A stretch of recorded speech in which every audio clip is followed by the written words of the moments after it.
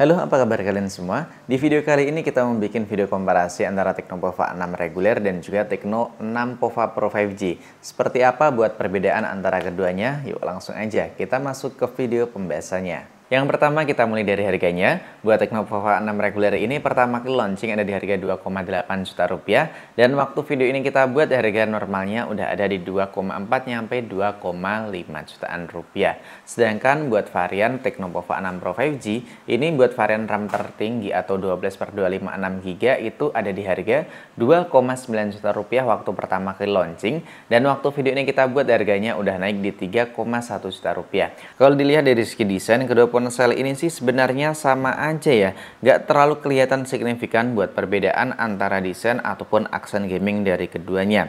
Cuman yang paling kelihatan cukup mencolok tentu buat setup kameranya, karena buat Pova 6 Pro ini punya 3 kamera, tapi buat Pova 6 reguler ini cuman punya 2 kamera aja, kemudian buat peletakan lampu LED flashnya. Buat Pova 6 Pro ini buat lampu LED-nya cuman terdapat 2 biji aja, sedangkan buat Pova 6 reguler ada 4 biji dan dibikin kayak tampilan ring light. Dan buat urusan kameranya nanti kita tungguin aja ya sesuai alurnya. Buat back cover yang dipakai keduanya sama menggunakan back cover berbahan plastik atau polikarbonat, pakai finishing glossy dan sama-sama mudah ninggalin bekas stik jari atau lebih tepatnya mudah kotor.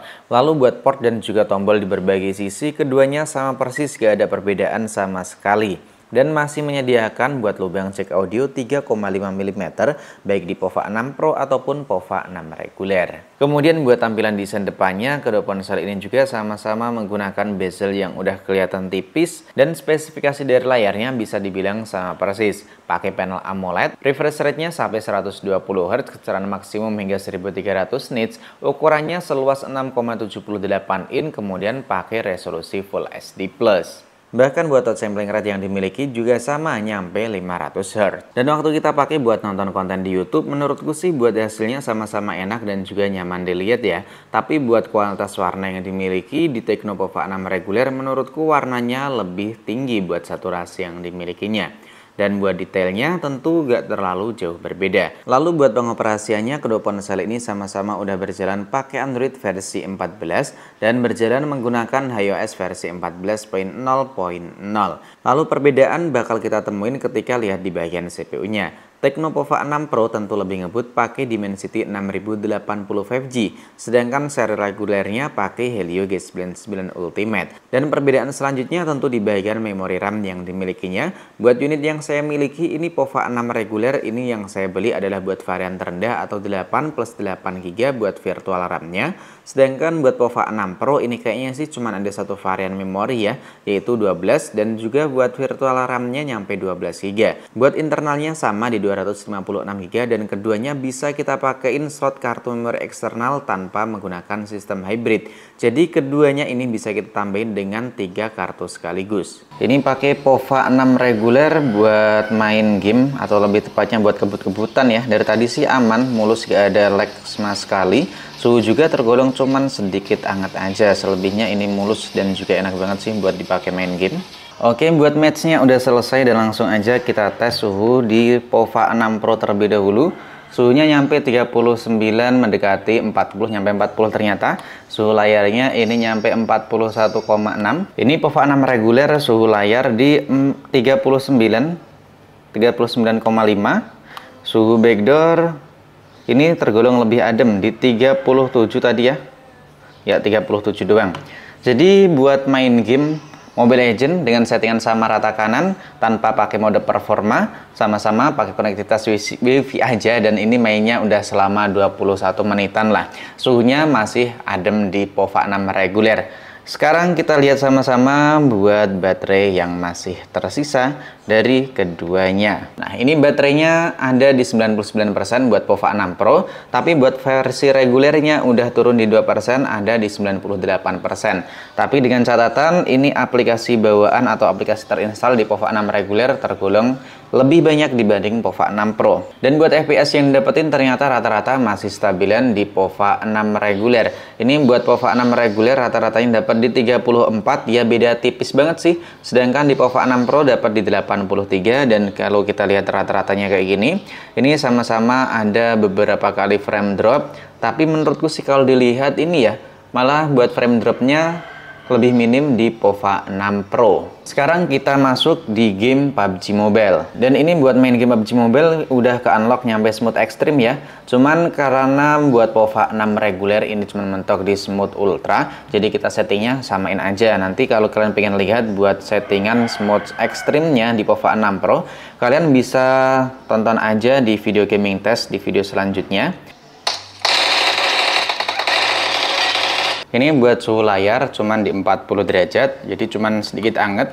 Suhu back cover ini ada di 38 tadi, 38,7 tertingginya. Sekarang kita main game PUBG Mobile di ponsel Tecno POVA 6 reguler. Oke, sekarang kita main di Tecno POVA 6 reguler ini ya. Dan kita sudah ada di lobby buat game PUBG Mobile di Tecno POVA 6 reguler. Kita liatin ini buat settingannya. Nah ya kan, settingannya cuman mentok di smooth ultra. Dan ini sensitivitasnya juga kita samain.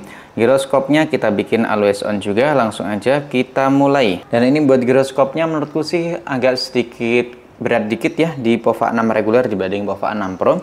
Mungkin ya ini salah satu perbedaan antara POVA 6 Pro dan juga POVA 6 reguler. Di bagian gironya sedikit berbeda. Nah oke, ini udah 10 menit, jadi kita udahin aja. Dan kita lihat buat suhunya ini di kisaran 38. Back cover nyampe 37 tadi. Ya, back cover nyampe 37.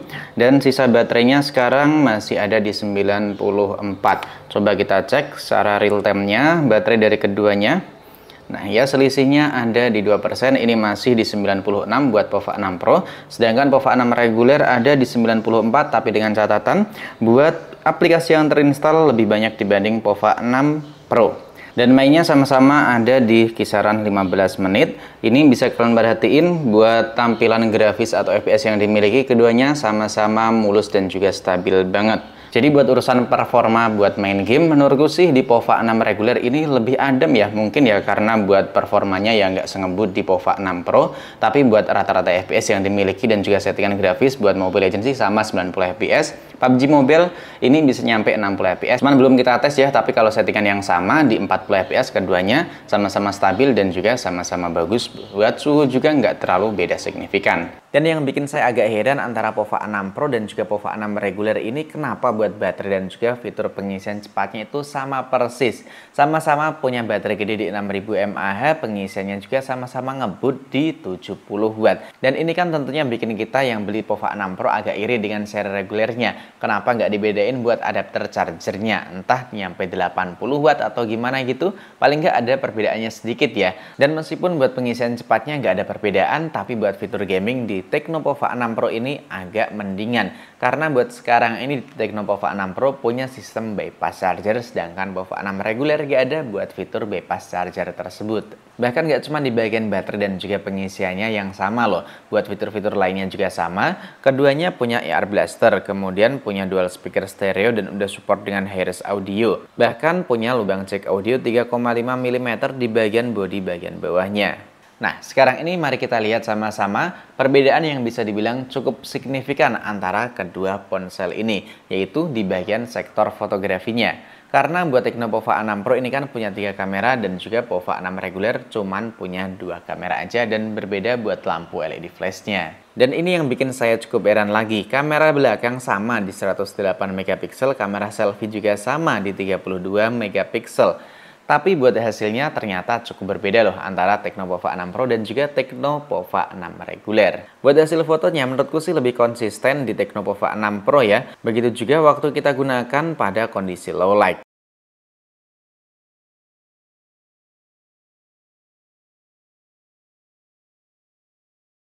Tapi itu waktu kita gunakan buat foto aja. Karena buat perekaman video bisa kalian perhatiin sendiri, hasil gambar atau warna kaos yang saya gunakan di Tecno POVA 6 Pro malah saturasinya terlihat lebih tinggi dibanding Tecno POVA 6 reguler. Ini buat sampel rekam 1080-30 fps di malam hari dengan kondisi yang sangat ekstrim, buat cahayanya sangat gelap ya. Tapi buat hasilnya ini menurutku malah mendingan di seri reguler atau seri 4G-nya. Bisa dilihat kalau dari layar langsung sih buat warna kuningnya lebih keluar di Tecno POVA 6 reguler dibanding seri Pro 5G. Terutama kalau kita berpindah kayak gini. Atau bisa dibilang di POVA 6 ini lebih gimana ya? Buat exposure-nya naik turun atau gimana nih? Nah, ya kan kelihatan. Sedangkan di POVA 6 Pro ini masih tetap kelihatan cukup gelap kayak gini. Ini buat perekaman video ganda dari kedua ponsel yang ini. Nah, bisa dilihat ya. Ini POVA 6 reguler dan ini POVA 6 Pro.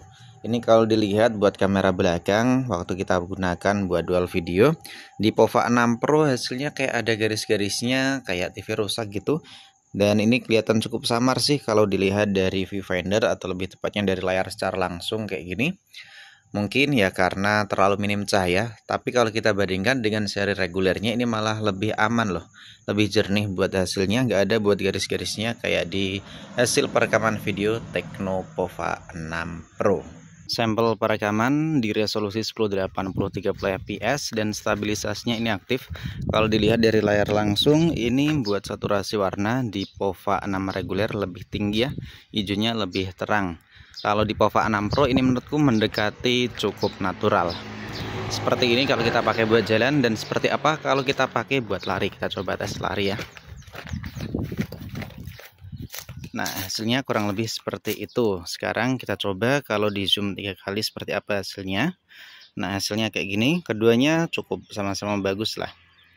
Dan buat warna saya lebih suka di POVA 6 Pro. Sampel perekaman di resolusinya 1080 30 fps kayak gini. Backlight atau ini ya belakangnya kelihatan putih semua sih, maksudnya buat awannya nggak kelihatan sama sekali ya, seperti ini. Dan kalau kita pakai buat jalan seperti apa hasilnya, ini stabilisasi aktif dan kita coba pakai jalan santai aja. Nah, kayak gini hasilnya. Seperti apa menurut kalian buat hasil kamera dari Tecno POVA 6 dan juga Tecno POVA 6 Pro? Lalu kesimpulannya gimana setelah kita mengkomparasikan kedua ponsel dari Tecno POVA 6 series ini? Kalau menurut saya pribadi atau opini saya pribadi ini ya, jangan langsung kalian ambil hati. Kalau menurut saya pribadi, buat kalian yang nggak terlalu butuhin apa itu bypass charger dan apa itu buat jaringan 5G, tentu Tecno POVA 6 reguler ini lebih worth it. Harganya lebih murah dan selisih 600 atau 500 ribuan itu menurutku ya cukup banyak ya. Karena buat hasil foto ataupun perekaman video di kondisi yang cukup saya nggak terlalu kelihatan buat perbedaannya. Kemudian buat performa, audio, layar, dan juga baterai serta pengisiannya itu sama persis. Tapi buat kalian yang emang benar-benar pengen digunakan buat jangka panjang dan masih setia nungguin jaringan 5G hadir di Indonesia, tentu Tecno POVA 6 Pro ini wajib banget buat kalian check out. Dan buat kalian sendiri yang udah punya kedua ponsel ini dan nonton konten video komparasi antara POVA 6 Pro dan juga POVA 6 reguler, gimana buat tanggapannya? Kalian lebih milih mana? Jujur aja ya, tulis di kolom komentar. Sampai di sini dulu, sampai jumpa lagi di video selanjutnya.